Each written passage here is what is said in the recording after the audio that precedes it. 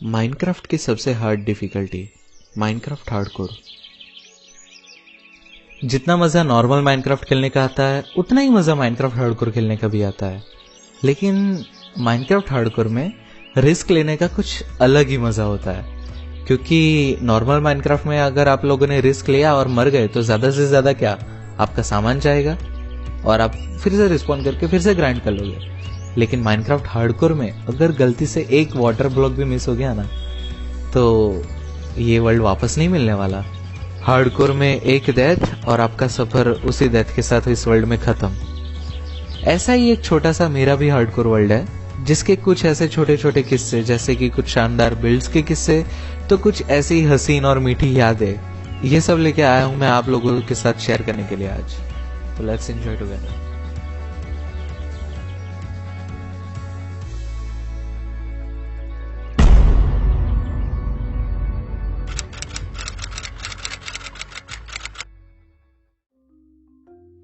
मेरा हार्डकोर का सफर शुरू हुआ मैसा बायोम के बीचों बीच डे 0 से। अगर मैं ऐसा बोलूं कि मुझे परेशानी नहीं हुई थी ये बायोम देख के तो वो सारा का सारा झूठ होगा, लेकिन कुछ भी करके थोड़ा थोड़ा लड़खड़ाते हुए अपना हार्डकोर का ये सफर मैंने शुरू कर ही दिया था। जब भी मैं मैसा के अंदर घूम रहा था तभी मेरे दिमाग के अंदर सिर्फ एक ही चीज घूम रही थी कि मुझे कहीं ना कहीं से स्टार्ट करने के लिए एक विलेज चाहिए। अगर मेरे पास विलेज आ जाता है तो मैं आराम से कोई भी प्रोग्रेस कर पाऊंगा। तो जब भी चलते चलते मुझे विलेज दिखा तभी मैन वर्सेस वर्ल्ड के एंडिंग में जब भी बेयर ग्रिल्स को कैसे हेलीकॉप्टर या कुछ मिलता है तभी खुशी होती है, वो वाली खुशी हो रही थी मुझे। खैर वो तो जाने दो। जब भी मैं विलेज के अंदर गया तभी उसका मैंने एक पूरा दिन स्पेंड करा खाना कलेक्ट करने में और दूसरा आयरन गोलेम को पीस देने में। न जाने कितने सारे आयरन गोलेम्स को मैंने ठिकाने लगा दिया था उस विलेज में। लेकिन न चाहे कितना भी वहां पे रह लूं, न चाहे कितने भी आयरन गोलेम्स को ठिकाने लगा दूं, लेकिन मेरी नजर को तो सिर्फ एक ही जगह दिख रही थी और वो थी सामने दिख रहा हुआ सवाना बायोम। सवाना बायोम में कुछ ऐसे माउंटेन्स तैयार हुए थे कि मेरे को बस वहां पे रह जाना था। तो दूसरे दिन थोड़े से टूल्स लेके, थोड़ा सा होप लेके उस माउंटेन्स की तरफ मैंने जाना शुरू करा। और ये क्या, माउंटेन्स के नीचे एक और विलेज। और जब भी मैंने वो विलेज देखा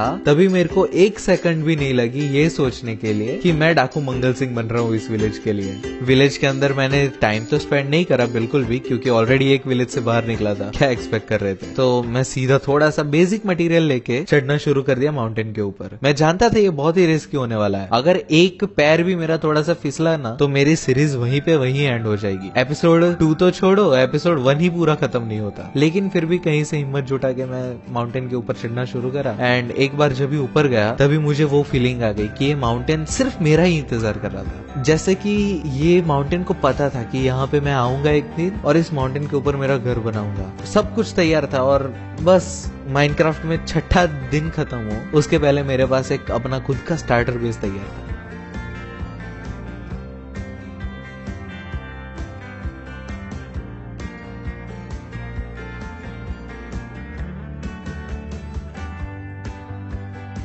ये तो सिर्फ छोटी छोटी बातें थी यार कि कैसे ये हुआ कैसे वो हुआ। कहानी में रियल मजा भी आता है। तो अपनी कुर्सी की पेटियां बांध लो क्योंकि अब से दिन बस उड़ने वाले हैं।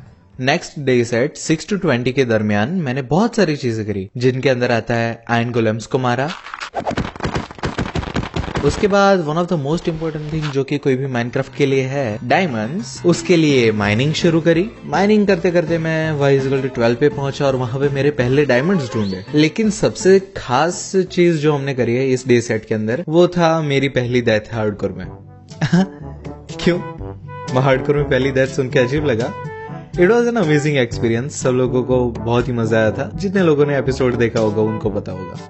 Next day set day 21 to 25 नहीं 35 21 to 35 के अंदर बहुत सारी चीजें हुई है, जिसके अंदर सबसे पहले आता है मैंने मेरे वर्ल्ड की सबसे पहली खतरनाक एमएलजी करी थी, पहाड़ के ऊपर से पहाड़ के नीचे तक। उसके बाद मेरे को शुगर केन चाहिए थी पेपर के लिए, तो शुगर केन हंटिंग पे गए हम। एकदम नया सा आइलैंड डिस्कवर करा एंड ट्रस्ट मी रैबिट्स को बिल्कुल भी नहीं मारा। हमने एक और काउ क्रशर बनाया ताकि मेरी जितनी भी लेदर की नीड है वो सारी की सारी मैं कंप्लीट कर पाऊं। एंड गेस व्हाट, फिर से एक और घर बना दिया क्योंकि मेरे को ऊपर जाने में बहुत आलस आ रही थी। तो ये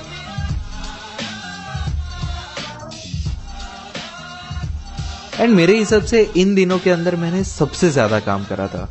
या तो फिर सबसे ज्यादा मेरे चांसेस थे सीरीज एंड करने के जो भी समझ लो। अच्छे दिनों के बाद बुरे दिन आते ही है और वैसा ही मेरे साथ भी हुआ। डेज 21 to 35 इतने अच्छे थे कि ना पूछो बात, और डेज 36 to 45 इतने बेकार थे कि ना पूछो बात, क्योंकि इन दिनों मैंने विलेजेस के साथ मस्ती करी थी। अभी विलेजेस लगते बहुत इजी थे लेकिन मेरे को बहुत ही परेशान किया। विलेजेस को सबसे पहले तो मैंने ट्रांसपोर्ट करा पहले विलेज से यहाँ तक, क्योंकि दूसरे विलेज में विलेजेस ही नहीं थे। फिर मैंने विलेजेस के लिए विलेज ब्रीडर बनाया।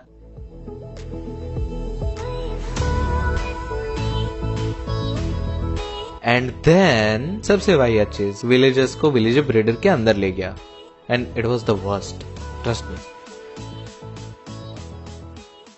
दिन 46 से 55 ये वो दिन थे जो ना तो अच्छे थे ना तो बुरे थे, बस नॉर्मल दिन कि जहाँ पे बस शांति से अपने पैर पे पैर चढ़ा के काम करना है। अभी पैर पे पैर चढ़ा के काम इसलिए करना है क्योंकि डॉक्टर ने मेरे को ऐसा बोला कि भाई तेरे में शुगर बहुत कम है, तो मेरे को फिर शुगर केन फार्म बनाना पड़ा। एंड मिनिमम 6 से 7 दिन तो मेरे कंपोनेंट्स इकट्ठा करने में ही चले गए एंड फिर बना दिया तुम्हारे भाई ने एक बड़ा सा शुगर केन फार्म। अब तक 56 से अब तक 69 ये जो दिन थे ये बड़े ही रोलर कोस्टर जैसे थे। थोड़े टाइम पे अच्छे हो जाते थे, थोड़े टाइम पे बहुत ही वाहियात हो जाते थे। तो रोलर कोस्टर की स्टार्टिंग में मैंने मेरी वर्ल्ड की सबसे पहली ऐसी एमएलजी करी कि जहाँ पे नीचे पानी नहीं था, मैंने बकेट से एमएलजी करी, ज्यादा हाइट पे मतलब ऑब्वियसली। एंड एमएलजी के बाद बारी आती है आयरन फर्म बनाने की। तो आयरन फर्म बनाने के लिए मैं बहुत ही आलसी था एंड पता नहीं कैसे बट आयरन फर्म बनाने के लिए मेरा दोस्त रैथोलर आ गया और उसने थैंक गॉड मेरी हेल्प कर दी। And of course iron firm हमने खड़ा करा। आयरन फर्म खड़ा करने के बाद ऑलमोस्ट मैं लुढ़कने वाला था, मेरी एचपी ऑलमोस्ट 0 हो गई थी, ऐसा एक एंडरमैन ने अटैक करा था। दैट वाज वेरी स्कैरी, बहुत बहुत बहुत ही स्कैरी। लेकिन fortunately that day was over. Day 70 to 80 सबसे बेकार दिन, मतलब बेकार नहीं, अच्छे थे, प्रोडक्टिव थे, लेकिन बोरिंग चीजें कर रही थी उसमें। लाइक स्टार्टिंग में सबसे पहले तो मैंने पूरा का पूरा डायमंड गियर बनाया मेरे लिए, टूल्स, आर्मर एंड एवरीथिंग। वो गियर बन गया। उसके बाद I started making an amazing, नहीं है ऐसी एक छोटी सी बिल्ड काउ फार्म के लिए। एंड काउ फार्म बन गया। उसके बाद मैंने पूरा का पूरा जो डायमंड का सामान बनाया था उस पूरी चीज को एन्चेंट करा एंड दैट्स इट, हो गया। ये चीज करी मैंने एक दिन पूरा वेस्ट करके।